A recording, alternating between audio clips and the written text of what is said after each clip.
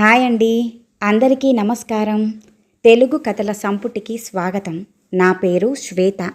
ఈరోజు మనం చెప్పుకోబోయే కథ, కూతురింట్లో ఉంటున్న ఆ తల్లి స్థానం పని మనిషా, వంట మనిషా, ఆయానా? కాదు, ఇలా ఎన్నో అవతారాలు. ఒంట్లో బాగుండలేకపోయినా 4 రోజులు విశ్రాంతిగా ఉండటానికి సైతం వీలు పట్టంలేదు ఆ ఇంట్లో. మనశ్శాంతి కోసం ఏవైనా గుళ్ళు గోపురాలకి వెళ్దామంటే ఇంటి గడప దాటొద్దు అంటుంది కూతురు. అలాంటి కూతురింట్లో వేగలేక ఆవిడ తీసుకున్న నిర్ణయం ఏంటి అనేది ఈ కథలో మనం చూద్దామండి. కథ పేరు బంధం. రచించిన వారు చెన్ను సుశీలారామం గారు. కథలోనికి వెళ్లే ముందు మన ఛానల్ని మొదటిసారిగా చూస్తున్న వారైతే సబ్స్క్రైబ్ చేసుకోవడం మర్చిపోకండి. కథను పూర్తిగా విన్న తర్వాత లైక్ చేయడం, షేర్ చేయడం అస్సలు మర్చిపోవద్దండి. ఇంకెందుకండి ఆలస్యం, కథలోనికి వెళ్ళిపోదాం. తెల్లవారుజామున 5 గంటలకే అలారం మోత విని హడావిడిగా లేచింది పార్వతమ్మ. పక్కన పడుకున్న మనవడు కదలడంతో వాణ్ణి మెల్లగా జోకొట్టి పక్క బట్టలు తడిసి ఉండటం చూసి అవి మార్చి తడిసిన బట్టలు పట్టుకొని మెల్లగా యువతలకొచ్చింది. గబగబా కాలకృత్యాలు తీర్చుకొని స్నానం కానిచ్చి దేవుని దగ్గర దీపం పెట్టేసరికి పాల ప్యాకెట్లు వచ్చాయి. పాలు స్టవ్ మీద పెట్టేసి పక్క స్టవ్ మీదే ఇడ్లీ కుక్కరు పెట్టింది.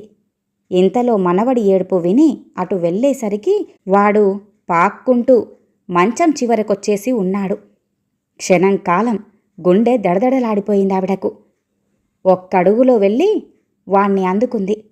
వాడు పక్కంతా పాడు చేసేశాడు.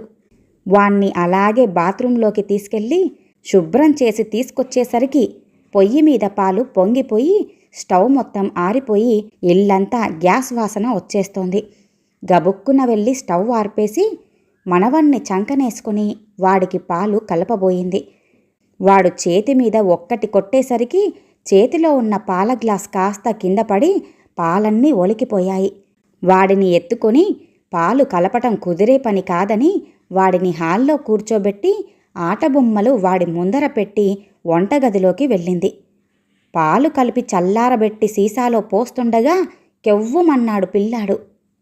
పార్వతమ్మ వెళ్ళి చూసేసరికి అప్పుడే గది తలుపులు తెరుచుకొని పరుగులాంటి నడకతో వచ్చి కొడుకుని ఎత్తుకుంది భారతి. ఆటబొమ్మ నోట్లో పెట్టుకోబోతుండగా గట్టిగా తగలటంతో పెదవి చిట్లి రక్తం కారింది అబ్బాయికి. ఏంటమ్మా, పిల్లాడిని ఇలా వదిలేశావు? చూడు ఎలా దెబ్బ తగిలించుకున్నాడో. ఊరుకో నాన్న, ఊరుకో అంటూ కొడుకుని సముదాయిస్తోంది భారతి. ఇప్పుడేనమ్మా వీణ్ణిక్కడ వదిలేసి పాలు కలిపి తెద్దామని వంటగదిలోకి వెళ్ళాను అందావిడ. అబ్బబ్బా, ఏంటి గోలా?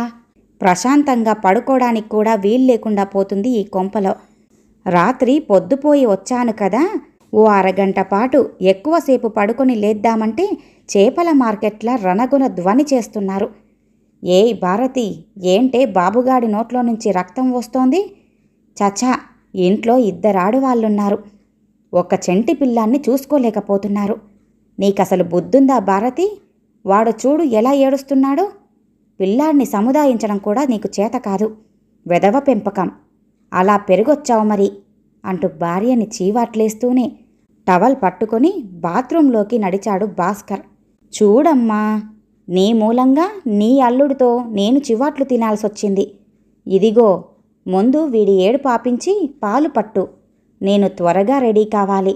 రోజు కంటే అరగంట ముందే బ్యాంకుకు వెళ్ళిపోవాలి. టిఫిన్ రెడీ అయిందా లేదా? ఓ గంట ముందు లేస్తే పనులు త్వరగా అయిపోతాయి. ఆయన నేను బయటికెళ్ళాక నీకంతా ఖాళీయే కదమ్మా. సర్లే, నీతో మాట్లాడుతుంటే కుదరదు గాని పిల్లాన్ని జాగ్రత్తగా చూసుకో అంటూ కొడుకుని తల్లికి అప్పగించి అక్కడ్నుంచి వెళ్ళిపోయింది భారతి.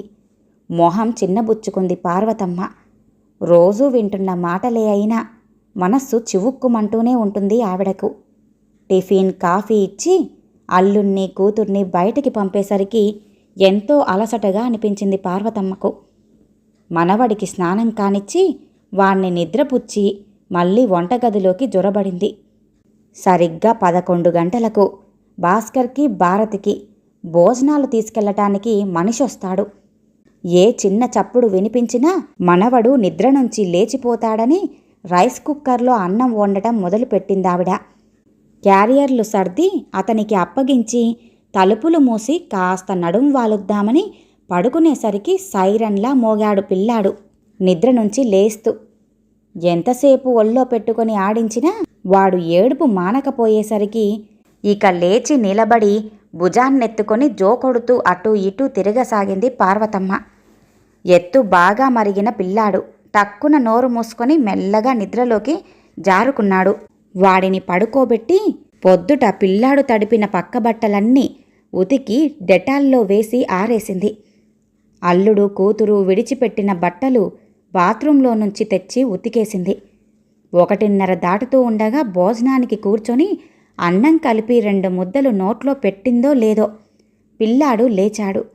ఇక చెయ్యి కడుక్కొని వాడికి అన్నం కలిపి గోరు ముద్దలు తినిపించసాగింది. 1 గంట వాడితో తిప్పలు పడితే కొద్దిగా అన్నం తిన్నాడు. వాడికి మంచినీళ్లు తాగించి మూతి తుడిచి కిందకు దించి తాను వదిలేసిన అన్నం పళ్ళెం ముందు వచ్చి కూర్చుంది పార్వతమ్మ. వాడు తిననిస్తేగా పాక్కుంటూ వచ్చి అమ్మమ్మ కాళ్లకు చుట్టుకుపోతున్నాడు. ఇంతలో కాలింగ్ బెల్ మోగటంతో వాడిని చంకన వేసుకొని ఎంగిలి చెయ్యి కడుక్కొని వెళ్ళి తలుపు తెరిచేసరికి పక్కింటి సరస్వతమ్మ నిలబడి ఉంది. రా సరస్వతమ్మ, లోపలికి రా అంది. ఏం చేస్తున్నావు పార్వతమ్మ? నువ్వు నిద్రపోతుంటే వచ్చి చెడగొట్టలేదు కదా? ఏంటి నీ మనవడింకా చంకలోనే ఉన్నాడు, పడుకోలేదేంటి రోజున? అదేంటి డైనింగ్ టేబుల్ మీద అన్నం పళ్ళం అలాగే ఉంది, అంటే నీ భోజనం ఇంకా అవ్వలేదా? లేదు సరస్వతమ్మ, వీడు మెలకువగా ఉంటే ఏ పని చెయ్యనివ్వడు. ఎందుకోగాని ఈరోజు వీడు ఆదమరిచి నిద్రపోవటం లేదు అందావిడ. ఇప్పుడు టైం ఎంతవుతుందో తెలుసా? 3 గంటలు కావస్తోంది. నా భోజనం అయ్యి కాసేపు కునుకు కూడా తీసి టీ కూడా తాగి వచ్చాను. ఏంటిది పార్వతమ్మ, ఈ వయసులో టైం ప్రకారం తినకపోతే ఎలా? నీ ఆరోగ్యం పాడవదు. వాణ్ణిలా ఇచ్చి నువ్వు భోజనం చేసేయి అంటూ పిల్లాన్ని చేతుల్లోకి తీసుకుంది సరస్వతమ్మ. పార్వతమ్మ భోజనం కానిచ్చి వచ్చి సరస్వతమ్మ పక్కన కూర్చుంది. ఏంటి పార్వతమ్మ కబుర్లు? మనిషివి చాలా నీరసంగా కనిపిస్తున్నావు, ఒంట్లో నలతగా ఉందా అంటూ ఆప్యాయంగా అడిగింది సరస్వతమ్మ. అబ్బే అదేం లేదు, నాకేంటి నేను గుండ్రాయిలా ఉన్నాను, ఏదో కాస్త ఈ మధ్య ఒళ్ళు తిరుగుతున్నట్లుగా ఉంటుంది అంతే అంది. అయితే డాక్టర్కి చూపించుకోలేదా? ఒళ్ళు తిరుగుతోందని నీ కూతురికి చెప్పలేదా అంది. ఈ మాత్రం దానికి ఏం చెప్పను సరస్వతమ్మ, వాళ్ళసలే బయట పనులు సమస్యలతో సతమతమైపోతున్నారు అంటూ సర్ది చెప్పింది పార్వతమ్మ. ఇది మరీ బాగుంది. 1,00,000 పనులు సమస్యలు ఉండొచ్చు, అవి అక్కడే వదిలేయాలి గాని ఇంటి గురించి ఇంట్లో ఉన్న వాళ్ళ గురించి పట్టించుకోకపోతే ఎలా? నువ్వు ఎన్నైనా చెప్పు పార్వతమ్మ, ఈ వయసులో వచ్చే ఎలాంటి అనారోగ్యాన్నైనా సరే తేలిగ్గా వదిలేయకూడదు. వెంటనే అమ్మాయికి చెప్పి డాక్టర్కి చూపించమను. మర్చిపోయాను, ఇంతకీ నేనొచ్చిన పనేంటంటే సాయంత్రం అమ్మవారి గుళ్ళో తిరుప్పావై చదవటం మొదలు పెడుతున్నారట. ఈ సంక్రాంతి పండుగ మాసమంతా కనకదుర్గ అమ్మవారి గుడిలో తిరుప్పావై చదువుతూ ఉంటారు. నేను వెళ్దామనుకుంటున్నాను, నువ్వు వస్తావేమోనని అడుగుదామని ఇలా వచ్చాను. సాయంత్రం 6 గంటలకు ప్రారంభించి 8 వరకు చదువుతారట. నువ్వు వినలేదు గాని ఆ ఆలయ పూజారి రంగస్వామి గారు తిరుప్పావై గాని భగవద్గీత గాని యోగ ప్రసంగాలు గాని చదివి అర్థం చెబుతూ ఉంటే వినేవాళ్ల చెవులో అమృతం చిలికినట్టుగా ఉంటుందనుకో. అయినా భారతి 6 గంటలకల్లా ఇంటికి వస్తుంది గనక నువ్వు నాతో పాటుగా రావచ్చు. నువ్వు రెడీగా ఉండు, నేను బయలుదేరేటప్పుడు పిలుస్తాను అంది సరస్వతమ్మ. అలాగే సరస్వతమ్మ, నేను పెందలాడే వంట పని ముగించి రెడీగా ఉంటాను. అమ్మాయి రాగానే పిల్లాన్ని దానికి అప్పగించి నీతో పాటు వస్తాను అంది పార్వతమ్మ. అమ్మాయి భారతి తిరుప్పావై వినడానికి పక్కింటి సరస్వతమ్మ అమ్మవారి గుడికి వెళ్తుందట. తనతో పాటు నేను వెళ్ళొస్తానే. వంట చేసేశాను, నేనొచ్చేదాకా నువ్వు కాస్త పిల్లాడిని చూసుకుంటే సరిపోతుంది అందావిడ. తల్లిని విసుగ్గా చూసింది భారతి. ఏంటమ్మా ఇది? ఉదయం వెళ్ళి బ్యాంకులో గొడ్డు చాకిరీ చేసి ఇంటికొచ్చి కాసేపు రిలాక్స్ అవుదామనుకుంటే చంటాన్ని నా మీదికి వదిలి నువ్వు గుళ్ళు గోపురాలు తిరిగొస్తానంటావేంటి? ఇప్పుడు నువ్వక్కడికి వెళ్ళి ఆ తిరుప్పావై వినకపోతే వచ్చే నష్టం ఏంటట? మీ అల్లుడు నేను సరదాగా ఓ సినిమాకైనా వెళ్తున్నామా? వయసులో ఉన్న వాళ్ళం మేమే ఇంటి పట్టున ఉంటుంటే నువ్వు గుళ్ళు గోపురాలు అంటూ బయట తిరిగొస్తానంటావేం? పిల్లాన్ని చూసుకోవటం నా వల్ల కాదు. అంతగా అయితే వీణ్ణి కూడా నీతో పాటు తీసుకెళ్ళు, ఇష్టమొచ్చినట్లుగా తిరిగిరా అంటూ నిష్కర్షగా చెప్పిన కూతురి మాటలకు పార్వతమ్మ మనసు చివుక్కుమంది. మనసు చంపుకొని సరస్వతమ్మతో నేను రానని చెప్పేసింది. ఆ రోజు రాత్రంతా పిల్లాడికి మోషన్స్ పట్టుకున్నాయి. వాడితో పార్వతమ్మకు కంటి మీద కొనుకు లేకుండా పోయింది. తెల్లారేసరికి మనిషి బాగా నీరసపడిపోయి కళ్ళు తిరిగి పడిపోయింది. వీధి చివర్న ఉన్న డాక్టర్ని పిలుచుకొచ్చాడు అల్లుడు భాస్కర్. పార్వతమ్మకు బీపీ చెక్ చేసిన డాక్టర్ భారతిని గట్టిగా చివాట్లేశాడు. ఏంటమ్మా ఇది? ఎంత బీపీ ఉన్న మనిషి ఇలా తిరుగుతుందంటే నాకు ఆశ్చర్యంగా ఉంది. ఇంతవరకు బీపీకి ఎలాంటి మందులు వాడలేదంటున్నారు మీరు? ఎందుకని? ఈ వయసులో రెగ్యులర్గా చెకప్ చేయిస్తూ మందులు వాడాలని మీకు తెలీదా అన్నాడు. ఎప్పుడూ మా అమ్మకు ఎలాంటి అనారోగ్యమూ రాలేదు డాక్టర్. రాత్రంతా మా అబ్బాయికి మోషన్స్ అవ్వుతూ ఉండడం వల్ల నిద్రలేక ఇలా అంటూ నసుగుతూ చెప్పింది భారతి. ఏమ్మా, పగలంతా ఎంత పని చేయించుకున్నా రాత్రిళ్ళు ముసలాళ్లను వాడుకోవద్దమ్మా. వాళ్ళకి కంటి నిండా నిద్ర ఉండాలి. పైగా ఈవిడ చాలా వీక్గా ఉన్నారు. బలానికి మందులు రాసిస్తాను. ఎట్టి పరిస్థితుల్లోనూ బీపీకి నేను రాసిచ్చిన మాత్రలు జాగ్రత్తగా రెగ్యులర్గా వాడాలి. ఈవిడ్ని మంచం దిగకుండా జాగ్రత్తగా కొంతకాలం చూసుకోండి అంటూ పార్వతమ్మకి ఇంజెక్షన్ ఇచ్చి మందులు రాసిచ్చి వెళ్ళిపోయాడు డాక్టర్. తల్లి మంచాన పడటంతో భారతికి అంతా అయోమయంగా అగమ్య గోచరంగా అనిపించింది. ఏమండి, ఇప్పుడెలాగండి? వంట పని పిల్లాన్ని చూసుకోవటం నా ఒక్కదాని వల్ల కాదు. అయితే నన్నేం చేయమంటావు? నీ తిప్పలేవో నువ్వే పడు. ఈ రోజుకి నువ్వు నాకు వండి పెట్టినట్టే గాని నేను బయట తినేస్తాన్లే అంటూ బయటికి వెళ్ళిపోయాడు భాస్కర్. ఆ రోజు ఆఫీస్కి వెళ్లకుండా ఇంట్లోనే ఉన్న భారతికి ఇంట్లో పని పిల్లాన్ని చూసుకునేటప్పటికీ తలప్రాణం తోకకొచ్చినట్టుగా అయ్యింది. ఆ రాత్రి భర్తతో ఆలోచించింది. ఏమండి, ఇంటి పని చేసుకుంటూ పిల్లాన్ని చూసుకునేటట్టుగా ఎవరైనా పని పిల్లను పెట్టుకుందామండి. ఇక మా అమ్మ వంట పని ఇంటి పని చేస్తూ మన బాబుని చూసుకోలేదేమో అనిపిస్తోంది. ఏమంటారు మీరు అంటూ అడిగింది. నేనేమంటాను? అయినా ఇందులో అనటానికి ఏముంది? రోజంతా ఇంట్లోనే ఉండే పని మనిషిని పెట్టుకోవాలంటే కనీసం నెలకు 1000 రూపాయల జీతం ఇవ్వాలి. ఓ పక్కన మీ అమ్మను ఇంట్లో ఉంచుకొని పోషిస్తున్నాం. ఇక పని మనిషి తోడైతే ఈ 2 మనుషుల్ని పోషించడమంటే మాటలనుకుంటున్నావా? ఇక ఇద్దరం ఉద్యోగాలు చేస్తున్నాం కాబట్టి ఈ ఫ్లాట్ని కొనుక్కోగలిగాం. దాని గురించి మన శాలరీలో ఎంతో కట్ అవుతుంది. అది తీరిపోగానే కారు కొనుక్కుందామనుకుంటే ఇప్పుడు నెలకు 1000 రూపాయలు అదనంగా ఖర్చు చూపిస్తున్నావు. సరే, ఏం చేస్తాం మరి? కర్మ తప్పుతుందా అన్నాడాయన. 3వ నాటికల్లా ఇంట్లో ఉండి పిల్లాన్ని చూసుకోవటానికి పని పిల్లను పెట్టింది భారతి. ఆ పిల్ల వచ్చాక పార్వతమ్మకు మరీ చికాకు ఎక్కువైపోయింది. పిల్లాన్ని ఆడించడమంటే వాడి బొమ్మలతో తను ఆడుకుంటూ వాణ్ణి పట్టించుకోకుండా వదిలేయటం, వాణ్ణి చూస్తూ ఉండమని అప్పగించి కాసేపు పార్వతమ్మ నడుం వాలిస్తే చెయ్యి వాటంగల ఆ పిల్ల అన్నీ కాజెయ్యటం, దొంగతిల్లు తినటం మొదలెట్టింది. ఆ పిల్లకి వండి వార్చుతున్నదే కాక పోలీసు కుక్కలాగా ఆ పిల్లని కాపలా కాయాలంటే పార్వతమ్మకు తలనొప్పిగా ఉంది. అందుకే అమ్మా, ఇలాంటి వాళ్ళు ఉంటారనే నేను ఇంట్లో ఉండే పని వాళ్లను పెట్టుకోవడానికి పెద్దగా ఇష్టపడను. నువ్వేమో కూర్చొని ఆ పిల్లని చూసుకోవటానికి బాధపడిపోతున్నావు. ఇక ఆ పిల్లని అలాగే ఉంచి దాన్ని కనిపెట్టుకుని ఉంటావో, నీ మనవన్ని నువ్వే చూసుకుంటావో ఇక నీ ఇష్టం అంటూ ఖచ్చితంగా చెప్పేసింది భారతి. పార్వతమ్మకు ఎలాంటి నిర్ణయం తీసుకోవాలో అర్థం కాలేదు. మనిషి బాగా డీల పడిపోయింది.